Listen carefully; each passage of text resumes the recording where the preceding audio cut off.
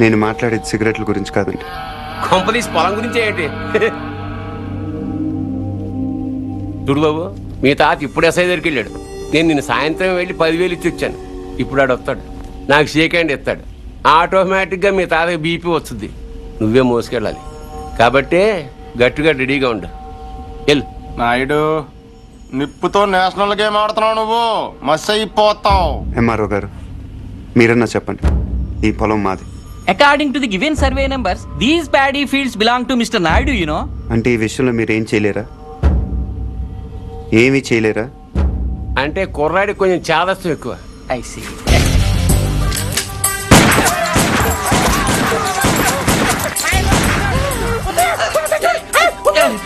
ఏంటిది ఇలా దౌర్జన్యం చేస్తారండి మీరు? ఇటెందుకు? నేను ఇందాకే అడిగాను మీరేమన్నా చేయగలరా అని. ఇప్పుడు నేను చేస్తాను. చూడాలనుకుంటే ఉండొచ్చు, లేదా వెళ్ళిపోవచ్చు.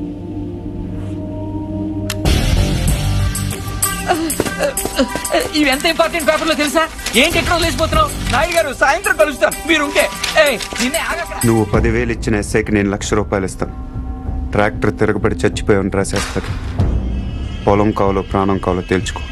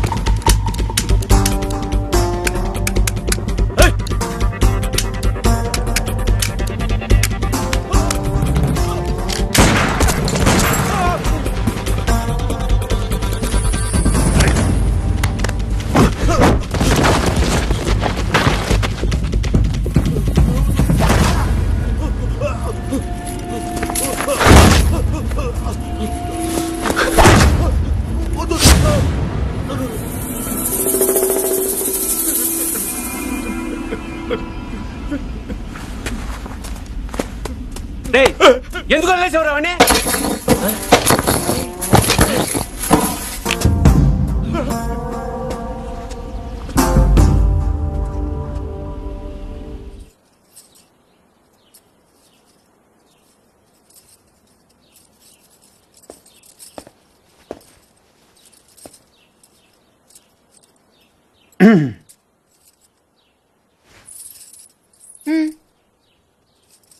వెళ్ళాలి.